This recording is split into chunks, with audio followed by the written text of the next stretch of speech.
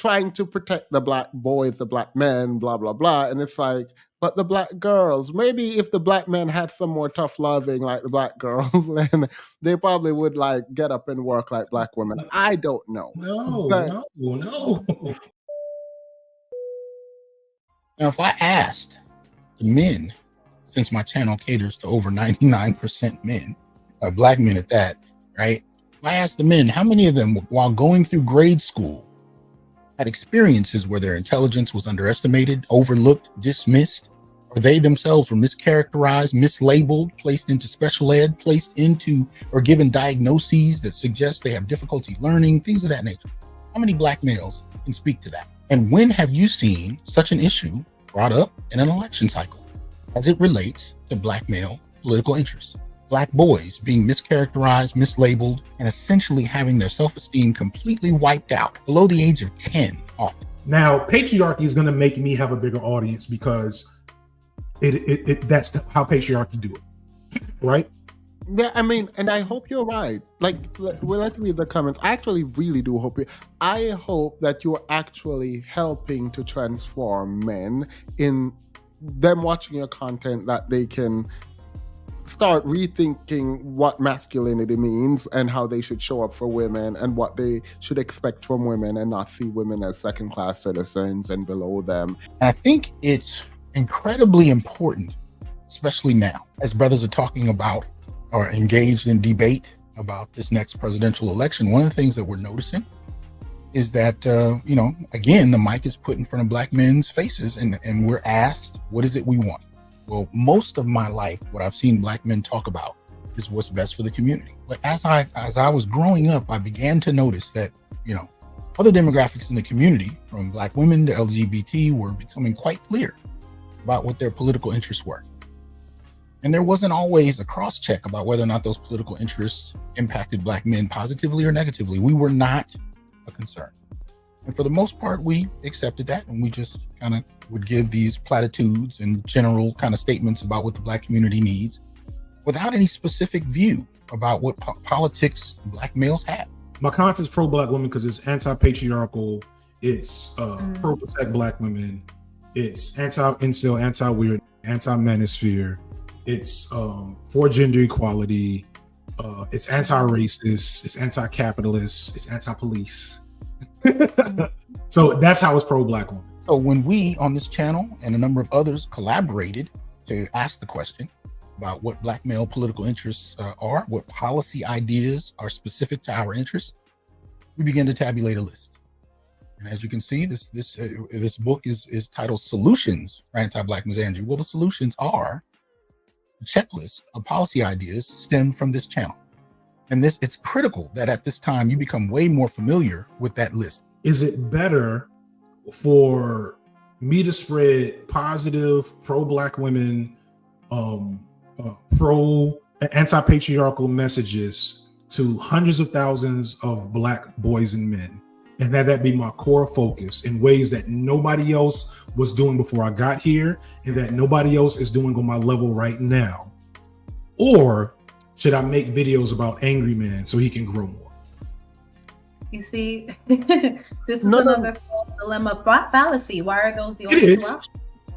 So what would be the third? And so now I'm asking, what would be the third thing? What should I do? Well, for one thing, just a question, right? Because I'll admit that lately I haven't been dialed into your content. My question to you is, how is your content pro-black women? But black males don't have any political interests, right? But again, a lot of times what you see happening is you'll take issues that are usually pretty specific to black males and you'll generalize it to say these are black issues. This is, I've called this, the flat blackness before, and flat maleness. These are two concepts I talk about in my book. And one of the ways that we kind of diminish the amount of attention that black men can get, black males can get, regardless of age, is to either take the issues that affect them to a greater degree and make them black issues. So everybody that labels themselves black, and we know that's a complicated discussion in and of itself, can benefit, so to speak, from black males' vulnerability, trauma, or the flat maleness dimension of it is where you can collapse all men together. And this usually involves turning black men into honorary white men and just listing us as, men in this category that need to be critiqued criticized, so on and so forth, simply because there's an issue associated with manhood. Either way, you're deflecting from actually dealing with Black men's issues, and you're dismissing Black male voices at the same time. This is one of the things that we've seen happen. Is it possible that it's not necessarily pro-Black women, just not anti-Black women? No. So you think it's pro-Black women, like it directly impacts? I think I directly. I guess I'm just confused because you've made it clear that your focal point is Black men. Yeah, but I can do both. That's why I be confused. Okay. Like, did you watch my anti-manosphere video? Mm-hmm. Right, my anti-Black manosphere video in particular. It's been a while. I believe I did, but it has been a while. So I'll admit that I don't remember it as much. So again, it's not that, at least based on the commentary I heard, it's not that I feel I've ever been under the impression that you don't value or love Black women. It's that what it seemed like is you were part of an overarching issue, which is the focal point 9 times out of 10 is Black men, which as a Black man, I can understand why that would be your center.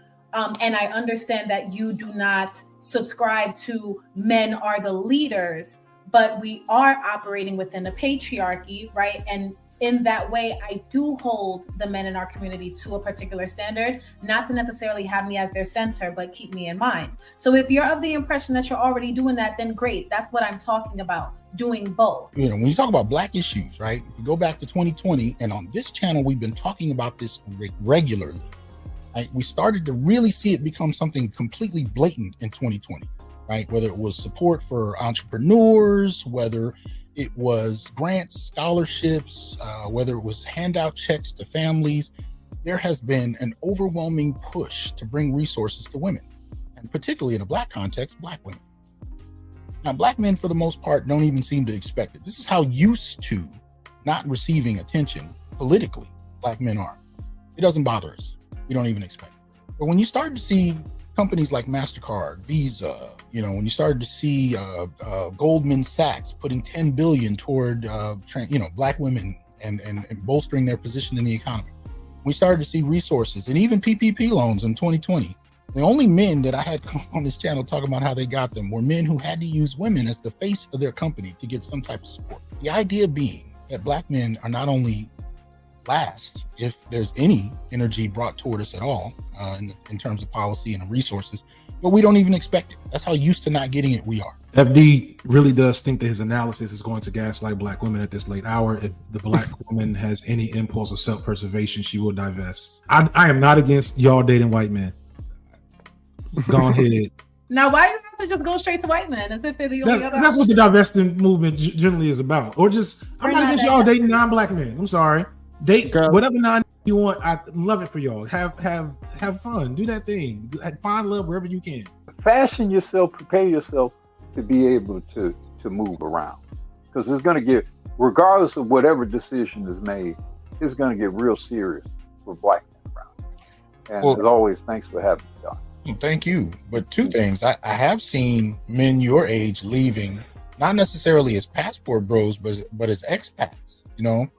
Men who are retired in other countries. So there's still a way to do it. You know, if you're not necessarily, trying to chase women in another country, there's another way, if you really need to leave. A lot of expats that are doing that. But the second thing is, when you do talk about passport bros and brothers leaving, it may not be a large number of brothers, but it has teeth, because the only men that can afford to are, for the most part, middle class and single.